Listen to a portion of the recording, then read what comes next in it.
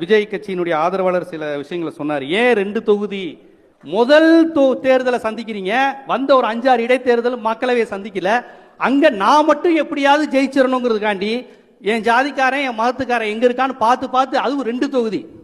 இது எப்படி தலைமை பண்பா இருக்க முடியும்?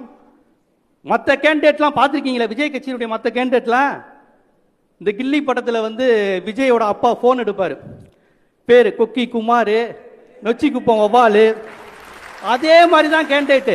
234 தொகுதியில் 115 பேர் அதர் கட்சி காத்துக்கிட்டே இருந்திருக்காங்க. திமுக கேண்டிடேட் முடிஞ்சிருச்சு தலைவா, அதிமுக கேண்டிடேட் முடிஞ்சிருச்சு, எப்படியும் அதிருப்தியாளர்கள் வருவான்ட்டு 106 பேர் எடுத்து போட்டிருக்காங்க.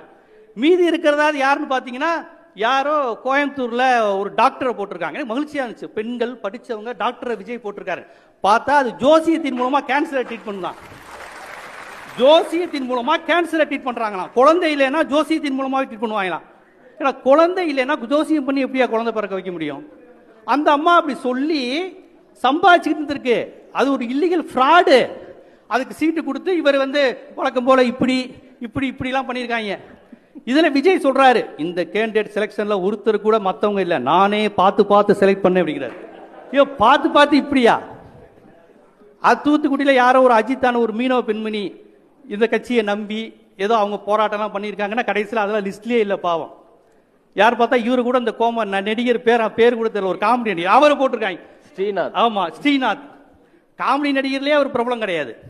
பிரபலமான காமெடி நடிகராக இருந்தால் கூட பரவாயில்ல, காமெடி நடிகர்ல ஒரு பரோட்டா சூரி அந்த ரேஞ்சுக்கு இருந்தா பரவாயில்ல, காமெடி நடிகர்லேயே அவர் பிரபலம் கிடையாது. ஆமா, அவரை விட விஜயோட ஃப்ரெண்டு அப்படின்னு. விஜயோட ஃப்ரெண்டுனா அவர் எப்படி இருப்பாரு? அவர் ஒரு கேண்டிடேட். அப்ப யோசிச்சு பாருங்க, விஜய் கட்சியில அவருக்கு வேற யாரும் ஜெயிக்கணுங்கிறது கூட என்ன இல்லை. அதனால இப்ப இந்த நான் சொல்றேன், தலைமை பண்பு எங்க? நீங்க இந்த 2 திராவிட கட்சிக்கு மாற்றுனா எதுல மாற்றுனீங்க? இல்லங்க, நீங்க 100க்கு மேற்பட்ட மற்ற கட்சிகள் வந்து போட்டாங்கன்றீங்க. அவங்க ஒரு லிஸ்ட் கொடுக்குறாங்க, திமுக அறிவித்த வேட்பாளர்களை 19 பேர் அதிமுக வந்தவங்க அப்படின்னு. அப்புறம் எப்படி நீங்க அவங்கள பார்த்து கேக்குறீங்க? காலங்காலமா அப்படிதாங்க திமுக இருந்திருக்கு, காங்கிரஸ் இருந்திருக்கு. இது ஒன்றும் பெரிய விஷயம் இல்ல. கம்யூனிஸ்ட் கட்சியிலே வந்து இப்ப நான் பண்ண கேட்டு ஏகேஎஸ் விஜயன்லாம் பாரம்பரியமான தமிழ்நாடு கம்யூனிஸ்ட் கட்சியில தான் வந்து மாறி இருக்காங்க. அது ஒன்றும் தவறு கிடையாது. அப்புறம் அவங்கள கேக்குறீங்க? ஏங்க, ஒரு வேட்பாளர் முதல் முறை சந்திக்கிறீங்க, உங்க கட்சின்னு ஒரு அமைப்பு உருவாக்கி உங்களுக்கு ரசீது பண்றோம், உங்க யூத் படத்துக்கு விசில் அடிச்சு, மெரிசலுக்கு விசில் அடிச்சு, போஸ்டர் ஒட்டி உங்களை ஒரு தலைவராக நம்பி ஒரு குரூப் இருக்கு. அவனை மதிக்கவே இல்லாம இதுகார வரையும் திமுக அதிமுக கேண்டிடேட்ல ரிஜெக்ட் செஞ்சவனா பார்த்து எடுத்தா அது எப்படி?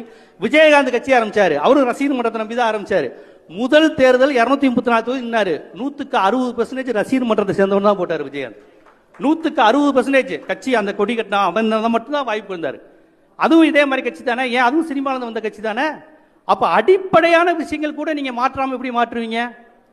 கேட்டா கருப்பு பணத்தை ஒழிக்க போறோம், ஊழலை ஒழிக்க போறோம்.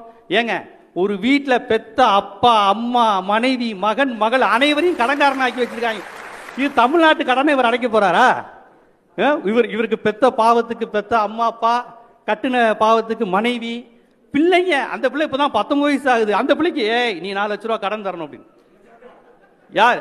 என் பிள்ளைங்களாம் கடன்காரன். இப்ப பெரிய வீட்டுல எல்லாம் சொல்லுவாங்கல்ல, என் பிள்ளைங்களாம் கடன்காரங்களா வச்சிருக்கு. யார் கடன்காரனாக்குனா? நான் தான் அப்படின்னு.